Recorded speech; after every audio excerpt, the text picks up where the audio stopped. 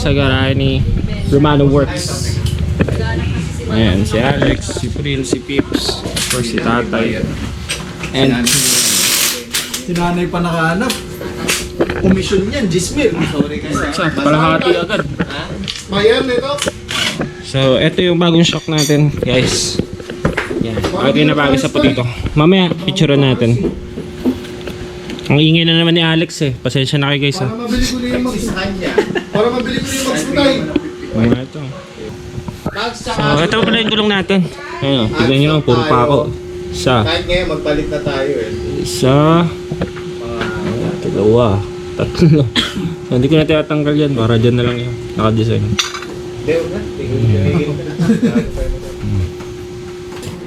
Ganda kasi. God damn! Sama mo ko. Ay. Pogi nito tol. Namin. Okay, so ito natin. Para mabaklas na maayos. Shoutout sa Bigote Bogs. Ang hirap mong tanggalan eh. Yun. So ayun guys, ito pala. Isa to sa mga gamit natin sa rear shock natin, stabilizer. Yan. Ito yung i-stabilize nung mismong shock mo para pantay yung talbog niya. Nakakatulong to. Malaking tulong to. Sa mga nagtatanong regarding dito, nag-i-stock din ito si Tatay. Dalawa nag-i-stock dito sa mekaniko namin, si Tatay and si Kuya Rico, Bordado Motor Shop. Yan. Stabilizer. Testing nyo guys. Kahit sa stock na shock, ginagamit namin to. Magkano mo? 50? 55? Yan na. Nakakabit na. Yan yung sa kaliwa. Ano pag may bibili niyan? Pakontakit tayo. Kaya mag-usap. Pag may mekanikong dala, bit-bit dito, kaya mag-usap. Baka magpagawa kami, diba sa kwento ganun eh. Mukha ito, ganun din eh.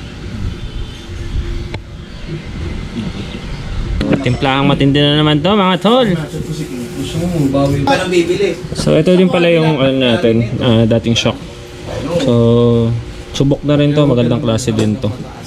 Ito lang talaga issue nyo, yung nagkakalawang sa spring. Magagastos ka pero gusto mong mabawi. Eh ang purpose mo naman. So yun, isa din natin titignan sa TRC shock natin is yung sa spring kung nangangalawang din makatulad nito. Pero chinek namin yung clearance dito, pinag-compare namin sa isang shock dito. Ayan. Halos same lang sila ng clearance, yan. Hindi kasi siya nangangalawang, and ito. Ganun. Bago naisip niya. Ayan. Sa 45. So, common issue ng mga shock, nangangalawang yung spring. Kasi dikit-dikit yung spring niya dito. Unlike dito sa TRC, ayun, kita nyo naman.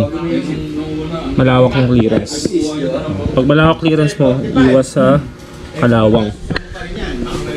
Siya dito.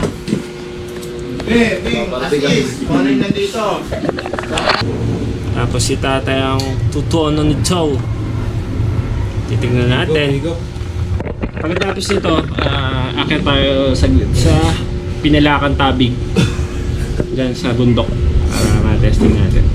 Ipapakabit din tayo dito rin yung pang POV natin sa shock para makita na maayos. Go! Pogi talaga. Talaga naman, oh. Angat Lex! Tapos naman itong assistant. Konti lang. Konti lang. Sige pa. Sige pa. Oops! Yung Okay, so tatanawin na. Check muna, medyo matigas. Ayan. Sa rebound, simula sa 5 clicks. Hindi mo tayo mag-adjust dito kasi matigas yung spring nakalagay dito. Okay. Parang sa BD kasi 0-0 Okay. Tigas.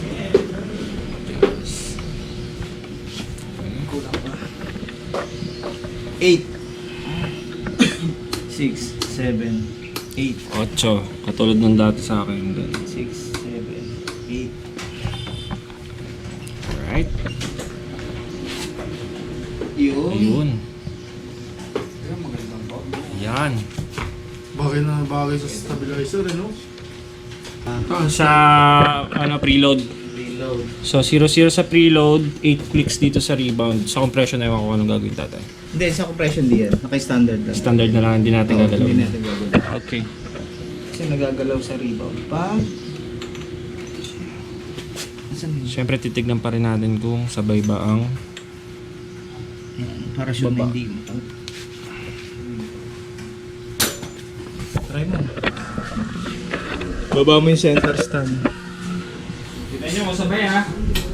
Yan. Diyan yung mga, ito yung mga audience, yung mga judges. Yan. Okay. Kasakaya mo ako. Ayan, ganda ng boards na. Yan. So sa tuning ng shock, dapat sabay. Okay. Pati sa harap tayo. Ha? Alright. Dapat sabay, pati sa harap. Kasi pagka hindi nagsabay yun, magsasuffer ang likod. Alright. Ayun, kita nyo naman guys. Hindi may sa harap, magsasuffer na. Ganda tignan ha. Kumari siya sa stabilizer natin. Ang tama, Chrome. sabay yun, no? Full CNC, my friend. Hindi Sheesh. nila nalaman yun eh, ng socket. Dati hindi ko may pinakita naman kasi.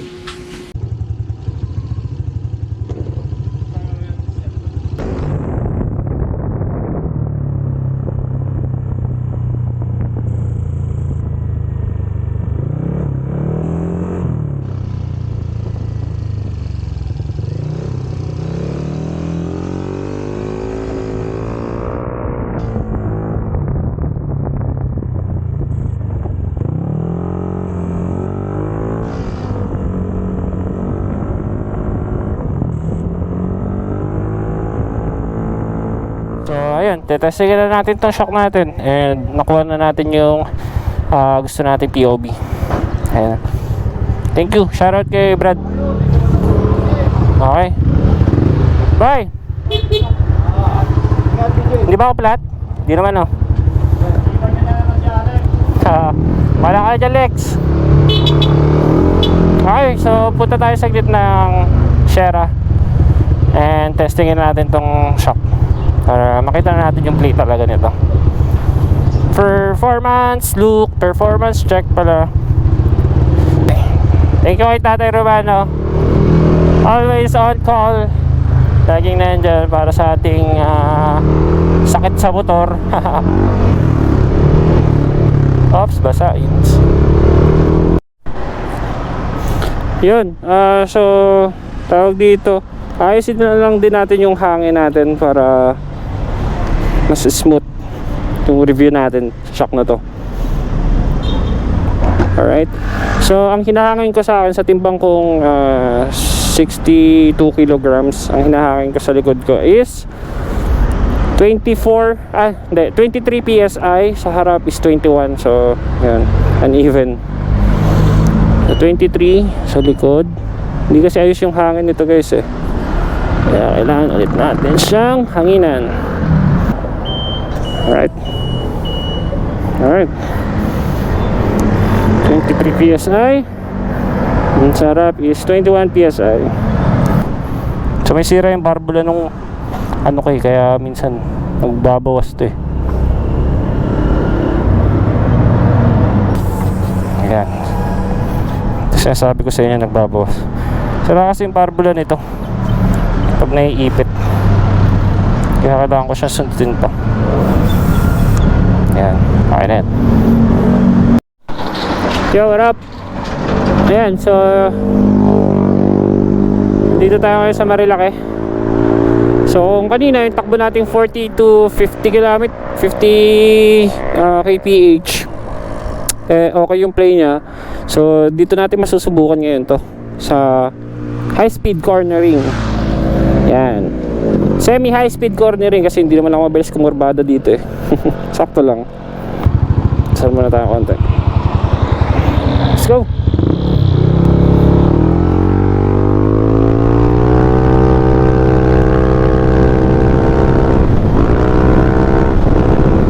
So we're running 80 kilometers. Baba natin ang konti yung GoPro. Ano makita nyo? Ito, unang kurbada ng Marilaki.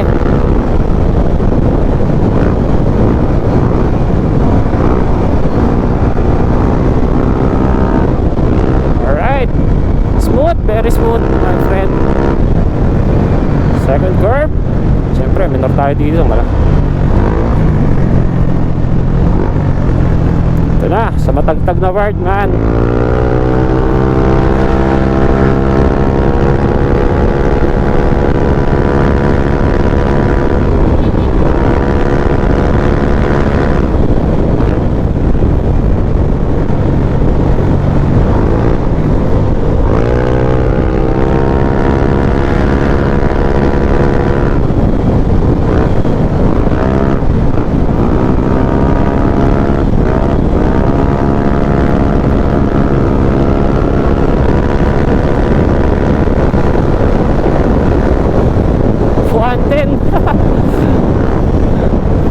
Ito, matagtag din dito eh.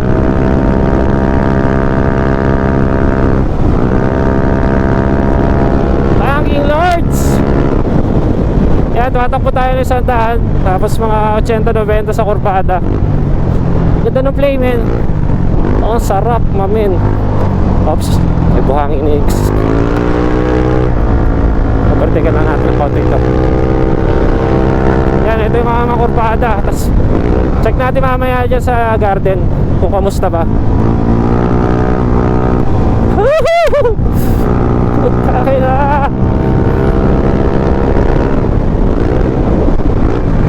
Dito mas masarap sa asfalto ay sa ganito kalsada. Ah, man.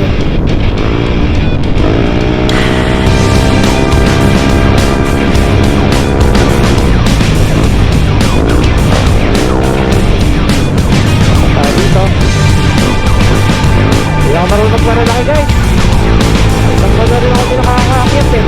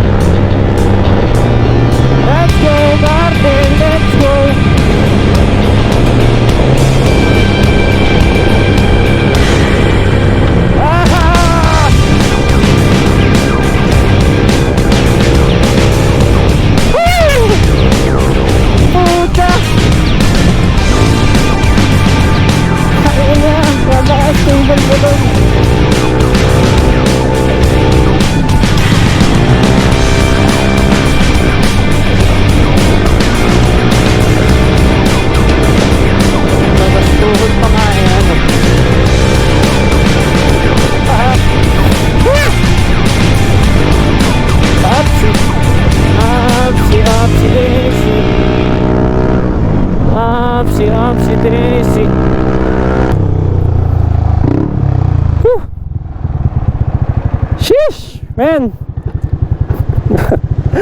nag-enjoy ako dun kahit ako lang mag-isa. So ayan, kayo na humusga mga tol. TRC, men. Sabayan mo pa ng magandang timpla ni tatay. Salamat tay Romano, salamat TRC Philippines. Napakasulit nito. Napakasulit.